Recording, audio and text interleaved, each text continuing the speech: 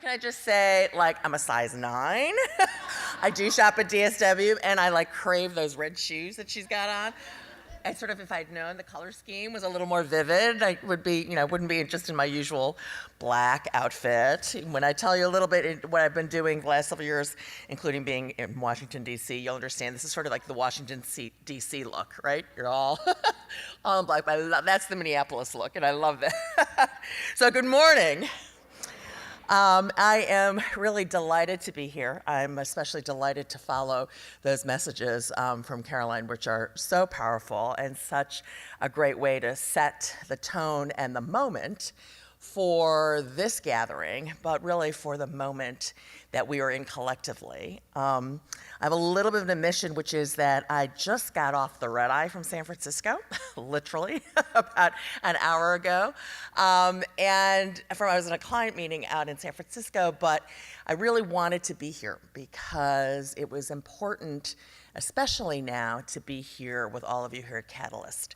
I have known about Catalyst for years. I have worked with Catalyst and Deborah when I was in the White House.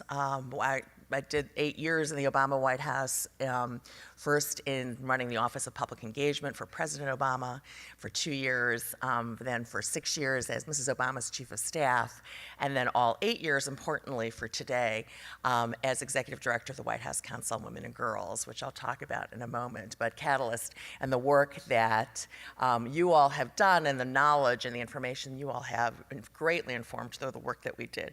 So it is really my great pleasure to be here today. And for those of us, as you all in this room are, and as Catalyst is, and as I have been, we're sort of in an extraordinary moment, right? For the work that we all have been doing for decades, slowly working on issues of gender and equality, and especially in workplaces and in businesses. This is an extraordinary moment to have these issues we know so well be front and center of not just the daily news cycle, but social media for my, my college student daughter who rarely pays attention to anything I do. And, oh, Mom, this Time's Up stuff is kind of cool, that's a breakthrough. And I come to the work as a single mom. I think the passion that has fueled a lot of the work comes from my own experience, having raised 2 kids as a single mom, as a litigation and corporate governance partner at Skadden Arps for 23 years before I went to the White House.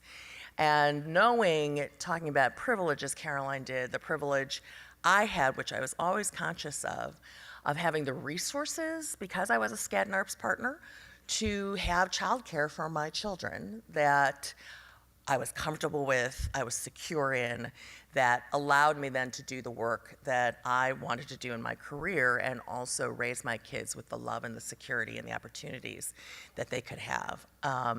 And so aware always that that was a rare, rare, rare gift that I had.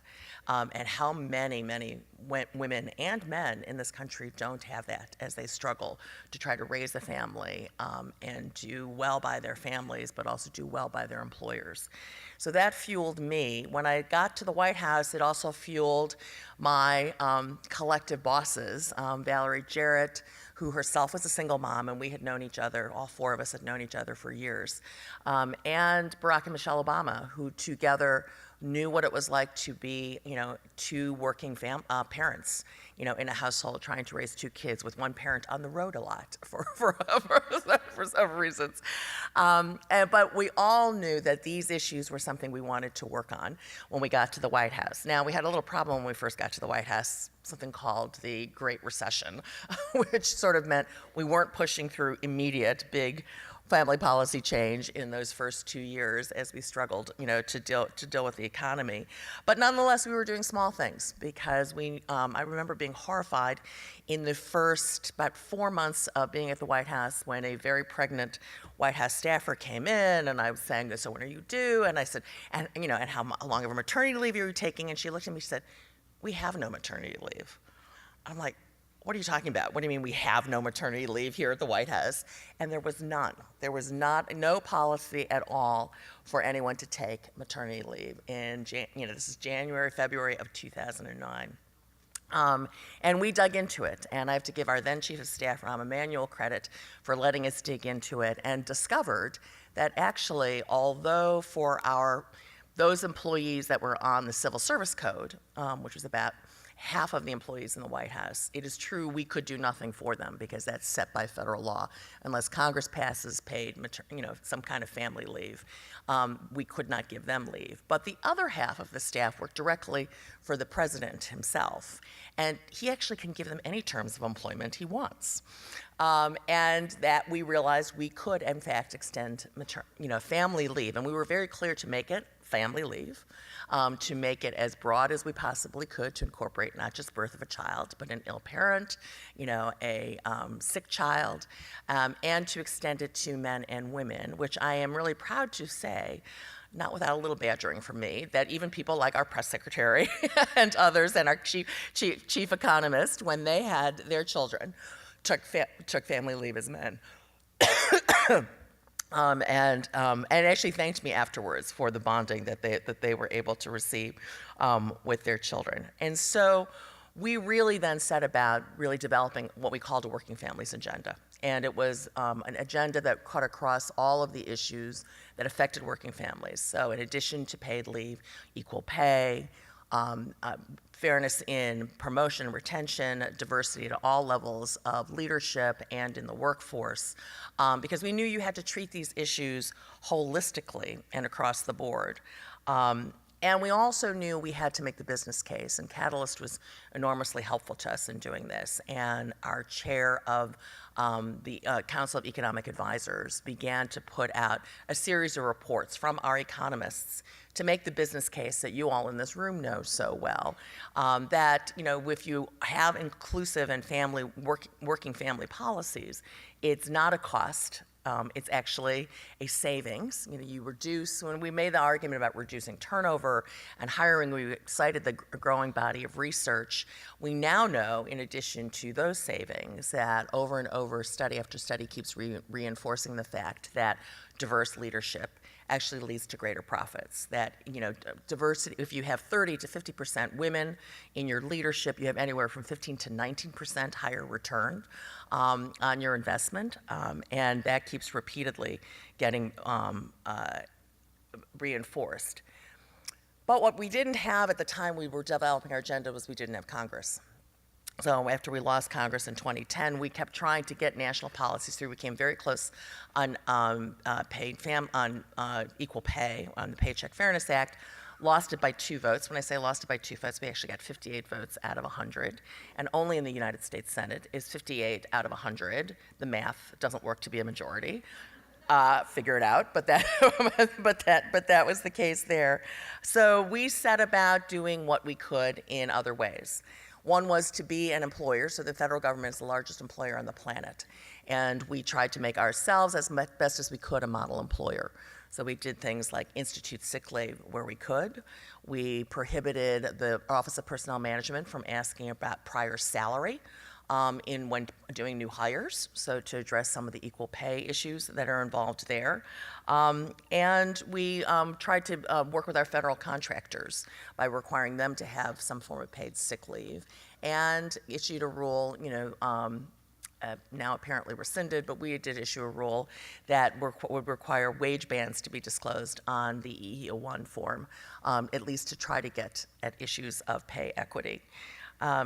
And we continue to work with companies, most importantly, and to work together with all of you to see what could we do, together in partnership with companies, because the fastest way to achieve this diversity is going to be with companies stepping up to the plate, especially in this current environment.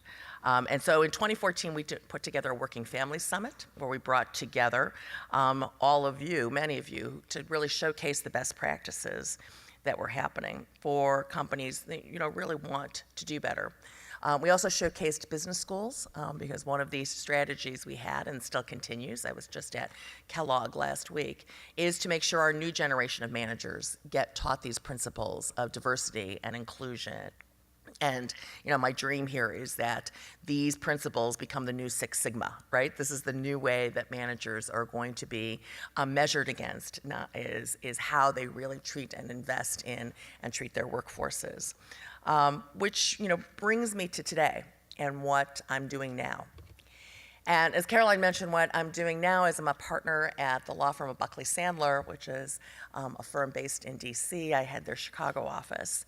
And what we have started since I got there in September is a new practice on workplace, cultural compliance, we're calling it. But it's really an attempt to help as lawyers for companies, companies address these issues and do better and try to find out how they can break down the barriers that are keeping them from achieving the diversity that they want and achieving the equity in the workplace that they want. We come to these issues not as employment lawyers, because I'm not an employment lawyer, but as a corporate governance lawyer, to really talk about how these issues need to be brought more to the center of of companies today. They need to be not treated just as employment issues for human resources alone to take care of. It needs to be something that the entire C-suite is invested in, that has the rigor and the regularity of review by senior management, that other key metrics do that affect the business, because we're now finding out, and companies are now realizing, your talent and your employees are as important a resource as the latest technology, as the latest product you're putting on your shelf, as the latest content that you're trying to create, because all of those elements of your business come from the talent that you have. And your talent is increasingly needs to develop a broad and diverse viewpoint, a broad and diverse set of technologies, a broad and diverse set of products for you to sell and provide to consumers, because those consumers are increasingly diverse and are increasingly asking for that diversity of product. So we started working on this in September, and then a set of articles appeared in the New York Times and the New Yorker magazine in October. It's interesting, President Obama knew that I had this idea for starting this kind of practice for many years, and when I left the White House, I saw him recently, and he said to me something like, "And did you plan the Harvey Weinstein stories for your practice?" Yeah, no, really no. But it is a remarkable time to sort of be talking about these issues. And I happened to be in Los Angeles a couple of weeks after the story broke, working with several of our friends from Hollywood on a separate project of mine called the United State of Women, which I'll plug a little bit here, which is a conference, and I urge you all to look it up at theunitedstateofwomen.org, which is a group gathering of all of the issues concerning women, economics and in the workplace, health, violence against women, in a single platform to bring all of the groups working together in those. And we just announced our next national summit, May 5th and 6th in Los Angeles. But that was why I was in Los Angeles and happened to meet with some of the women right then in Hollywood who were coming together in that post-Weinstein articles moment to think about and talk about what could they do out of the pain that they were all collectively going through to make sustainable change for the future. And what could they do? And not only, to their credit, not only for their industry, but for women and men across all industries. And they were very concerned about low-income workers in particular. And it's from that, with my legal background and talking, what could we do, what do we need to do, that it became clear one of the things that was happening was these victims had no lawyers. There were victims who were coming forward to speak about powerful and famous people who had abused them, who were then getting sued for defamation or threatened. They needed access to legal services. And increasingly we learned about the vast numbers of low-income workers who, despite the fact that there are plaintiffs' lawyers out there who do employment work, don't have access to a lawyer because their wages are so low, and it's just not economical for a lawyer to bring their case forward. So out of that was born the idea to start the Time's Up Legal Defense Fund, which is unique. we found out. We thought this was not that unique an idea. Turns out it kind of is, to have, a national fund housed at the National Women's Law Center, which is a 45-year-old women's civil rights organization based in D.C., and to take in claims from all across the country, all industries. Hopefully we can match them with pro bono lawyers, but to have a sizable fund available for those times when we cannot find a lawyer to take this pro bono, and to help support that victim and getting legal services, getting where she needs to, PR services. I will say that since January 1st, when we launched, we have raised $21 million from over 20,000 donors. You can go to Time's Up, the GoFundMe page on Time's Up, and the number keeps going up. It's 20,000 donors, all 50 states, over 20 countries. But, and many of you in this room I know have paid legal bills to the lawyers who work for your companies. The $21 million is going real far, especially when I tell you how many requests we've gotten. So since January 1, without doing any outreach yet, we have received nearly 2,000 requests for help. This is from victims from over 60 different industries from across the board. They are first responders, military folks, school teachers, people who have been in the public sector, folks who are, steel workers, prison guards. We profiled a woman who was willing to come forward and speak publicly in the Washington Post a couple of weeks ago, Malin DeVoe. Malin was a hotel cook who, a hotel engineer, took her in a back room, raped her. When she reported it, she was fired.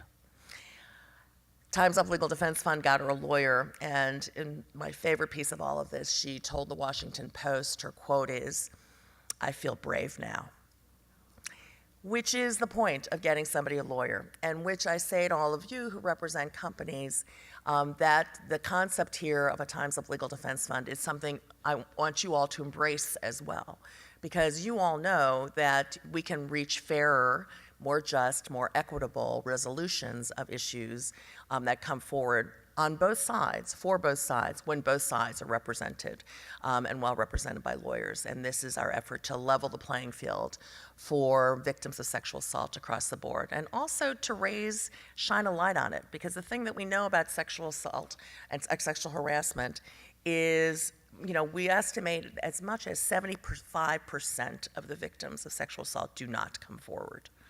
The surveys really show that, only 1 in 4 are really going to report.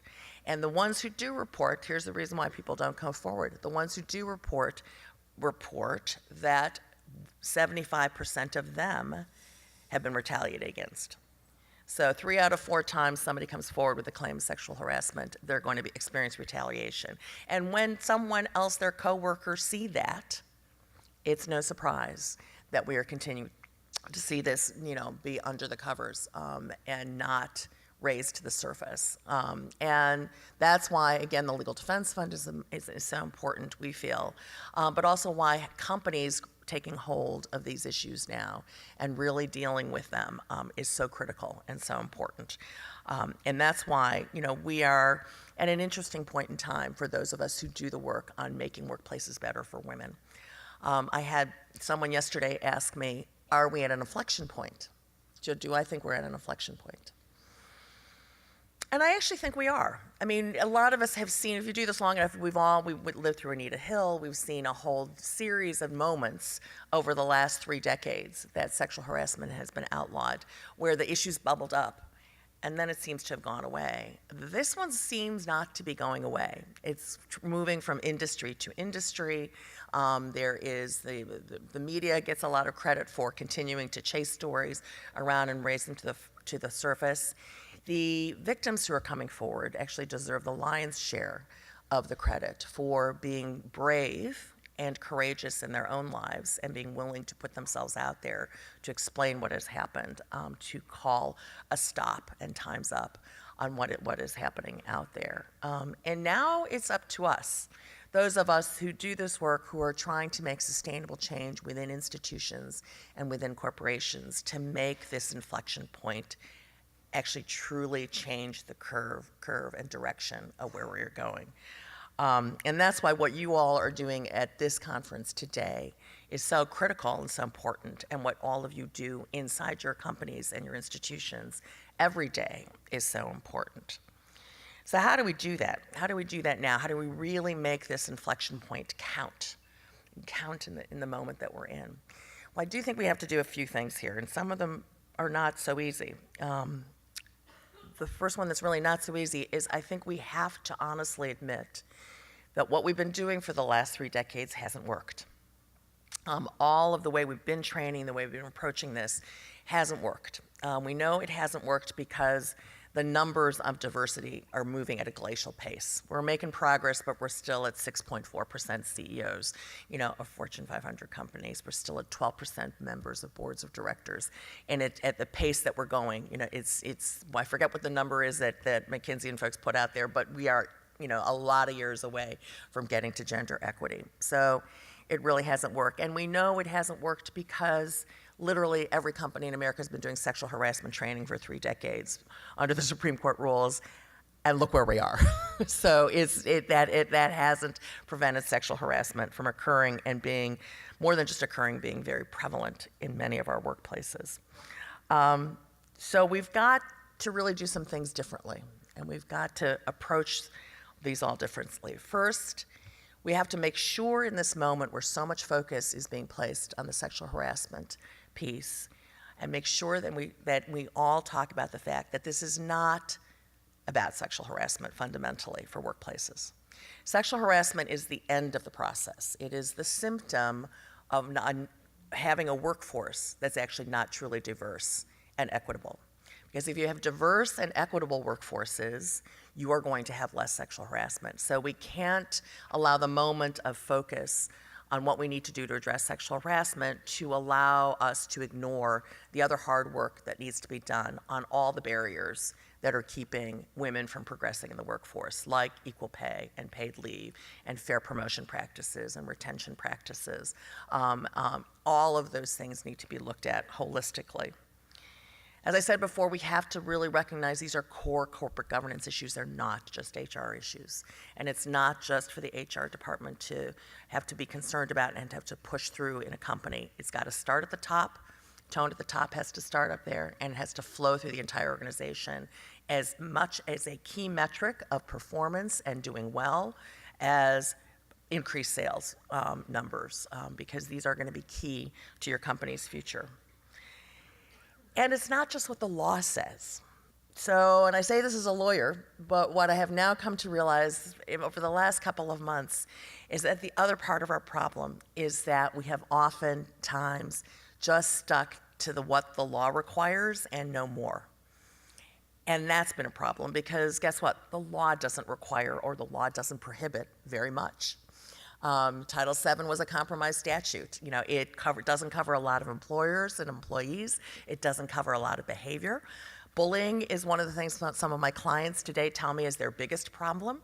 And bullying, if it's not of a sexual nature, is not outlawed by the law, but it can be the thing that's creating a toxic environment in your company that is preventing women and minorities and other people, diverse people, from staying and prospering and growing.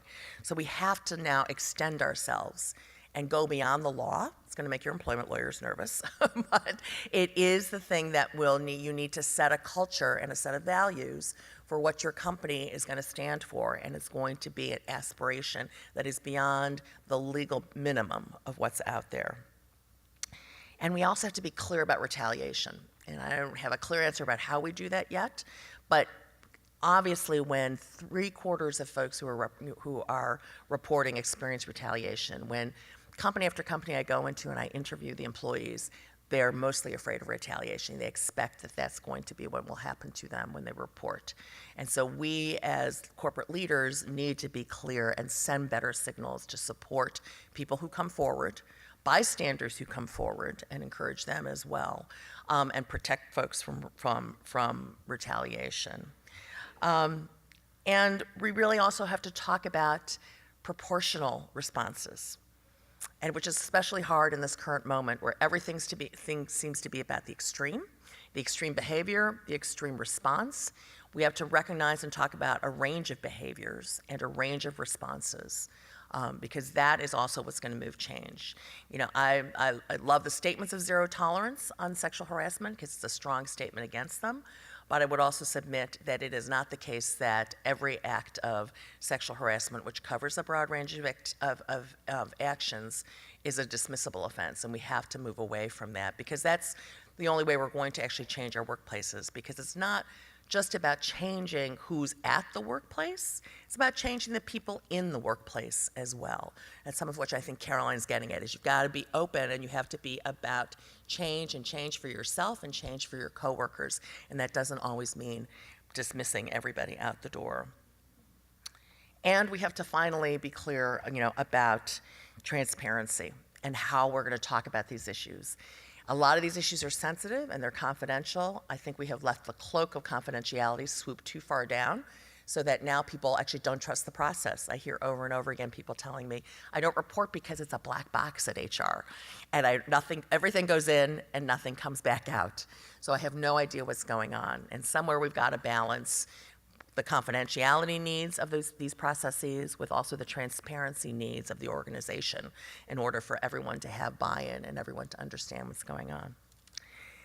So finally, this is a catalytic moment. This is the very name that you are, which is a catalyst, a moment to really catalyze change in an enormously important and big way.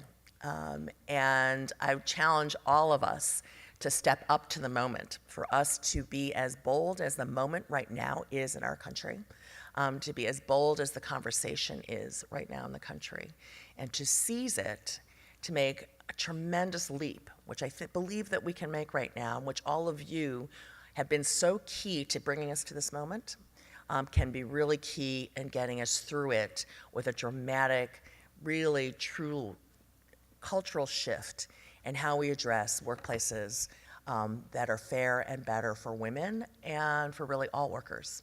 So I congratulate you on all the work that you have done, you do every day, and I am excited, truly excited, to work with you in this really amazing catalytic moment. Thank you.